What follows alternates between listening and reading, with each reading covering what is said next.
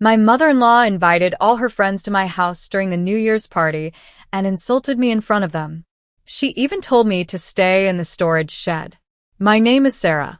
The sound of laughter echoed through the house as I rushed around, adjusting decorations and setting out food. It was New Year's Eve, and I was determined to make the evening perfect. My husband had insisted on hosting the party, and although I wasn't thrilled about it, I wanted everything to go smoothly. That was until my mother-in-law arrived. She swept into the house like a storm, her voice loud enough to command attention from everyone. Her bright red dress and overly dramatic jewelry clinked as she gestured at my decorations with a disapproving sneer. "This is what you call a party setup?" she said loudly, her eyes scanning the room. "It looks like a child decorated this place." I forced a smile and swallowed the lump forming in my throat. "I've done my best to make it nice for everyone," I said quietly. "Oh, sweetie," she replied with a sarcastic laugh. "Your best is, well, let's just say it's an acquired taste." Her friends followed behind her, giggling at her remarks as they helped themselves to the drinks and appetizers I had worked so hard to prepare. My cheeks burned with embarrassment, but I tried to hold my ground. It was just one evening. I could survive this. As the party went on, my mother-in-law's insults grew sharper. She commented on everything: my outfit, my cooking, even the music I had chosen. Each word felt like a dagger, but I didn't let it show. At least, not until she said the one thing I couldn't ignore. In the middle of the living room, surrounded by her friends, she pointed to me and laughed. "Why don't you just move into the storage shed? That's about all you're good for." The room erupted in laughter. My husband stood frozen, his face pale. He didn't defend me. He didn't say a word. I felt my heart sink. The laughter echoed in my ears as tears stung my eyes. Without a word, I turned and walked out of the room, my dignity in shreds. I locked myself in the bedroom and stared at the ceiling, trying to breathe through the overwhelming shame and anger. That night, something inside me shifted. I had tolerated years of her cruelty, hoping things would get better. But this was the final straw. As the clock struck midnight and cheers erupted in the other room, I made a decision. I wasn't going to let her or anyone else treat me like this ever again. Tomorrow, everything would change. They just didn't know it yet. The next morning, the house was eerily quiet. The remnants of the New Year's party were scattered across the living room: empty glasses, crumpled napkins, and a few broken decorations. My husband was still asleep, oblivious to the storm brewing inside me. I stood in the kitchen, sipping my coffee and staring out the window. The words my mother-in-law had said last night echoed in my mind: "Move into the storage shed." I clenched the mug tighter, my knuckles turning white. Enough was enough. I reached for my phone and scrolled through my contacts. A few months ago, I had met a real estate agent at a local event. At the time, I had taken her card out of curiosity, never thinking I'd need it. Now it felt like fate. I dialed her number. "Hello, this is Madison from Peak Realty," her cheerful voice answered. "Hi, Madison. This is Sarah," I said, trying to keep my voice steady. "I have a house I'd like to sell." Quickly, there was a pause. "Of course. Can you tell me more about the property?" I glanced around the room, picturing all the memories, both good and bad, that this house held. It's a 3-bedroom, 2-bathroom house in Brookfield. It's in good condition and fully furnished.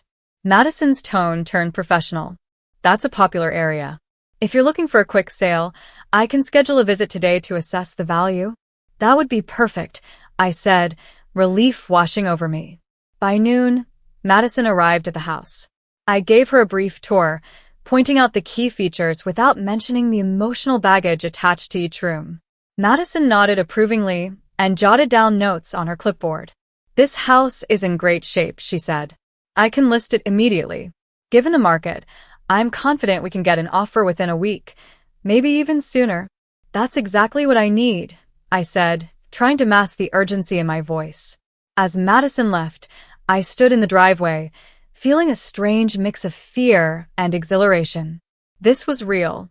I was really going to sell the house and leave all of this behind. That evening, I told my husband about my decision. He stared at me, his face a mixture of disbelief and panic. You're selling the house? Are you insane? He shouted. Where are we supposed to live? I don't know, and frankly, I don't care, I said, my voice firm. This house is in my name. I'm done being treated like a doormat, and I'm done with your mother's insults. But this is our home, he protested. My family comes here all the time. That's exactly the problem, I interrupted. This is my house, and I'm not going to let it be a stage for your mother's cruelty any longer. He looked at me, speechless for the first time. I turned and walked away, not waiting for his response. True to her word, Madison had an offer by the end of the week. It was a cash buyer who wanted to close the deal within days. I signed the papers without hesitation. On moving day, I packed my things quickly and quietly, taking only what was truly mine. I didn't tell my husband or my mother-in-law until the movers had loaded the last box into the truck. As I stood in the empty living room, I left a simple note on the counter. The house is sold.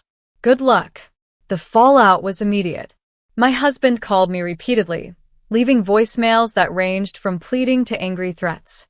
My mother-in-law's voice was even shriller, accusing me of ruining their lives and demanding I fix this mess.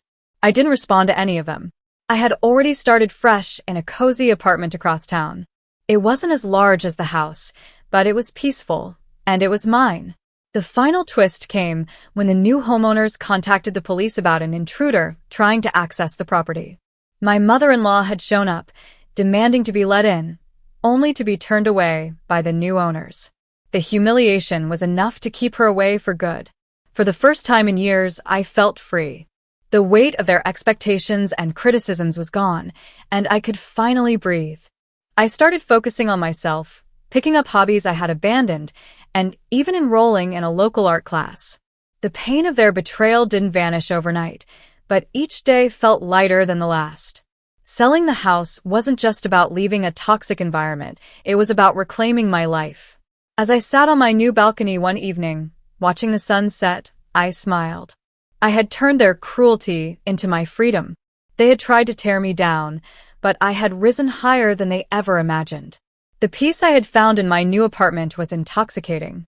For weeks, I relished my solitude and the quiet freedom of living without constant judgment. But life, as it often does, had a few surprises in store. One morning, while sipping coffee on my balcony, my phone buzzed. It was Madison, the real estate agent. Her cheerful tone had a hint of hesitation. "Sarah, I hope I'm not bothering you, but something odd happened," she began. "The buyers of your house just contacted me. They're saying someone's been trying to claim ownership of the property." I stiffened. "Who?" She sighed. "Your mother-in-law. Apparently, she's been insisting the house belonged to her and that the sale was illegal." My heart sank, but then I laughed bitterly. "That's ridiculous. The house was in my name. She has no claim." "Exactly," Madison said. "Don't worry. The new owners have all the paperwork, and they've filed a formal complaint against her. But I thought you should know." It was typical of her to try something so audacious. Still, it felt like a ghost of my old life was trying to haunt my new beginning. A few days later, I returned home from my art class to find someone sitting outside my building. At first, I didn't recognize her. She looked smaller, frilier than I remembered. But as I got closer, her sharp eyes gave her away. It was my mother-in-law. "What are you doing here?" I asked, keeping my voice steady. She stood, clutching her handbag like it was a lifeline. "I need to talk to you." "I don't think we have anything to talk about," I said, stepping toward the door. "Wait," she cried, her voice cracking. "Please, Sarah." I'm sorry." The word hung in the air, foreign coming from her mouth. I turned slowly, skeptical. "Sorry for what?" "For everything," she said, tears welling in her eyes. "For the way I treated you. For what I said at the party. I was wrong." I folded my arms. "And now you want something, don't you?" Her face crumpled, and she nodded. "The new owners have filed a case against me. They're demanding damages, and I don't have the money. I thought maybe you could help." I stared at her in disbelief. "You humiliated me, told me to live in a storage shed, and now you want me to help you? Do you hear how insane that sounds? She began to cry, but I felt no sympathy. I have nothing left, she sobbed. Your husband, he won't even talk to me. Please, Sarah. I'll do anything. I thought about all the years I had spent enduring her insults, the New Year's party that had been the last straw, and the freedom I had worked so hard to claim. There was no part of me that wanted to go back. I'm not helping you, I said firmly. You brought this on yourself. But she began, but I cut her off. I tried for years to earn your respect.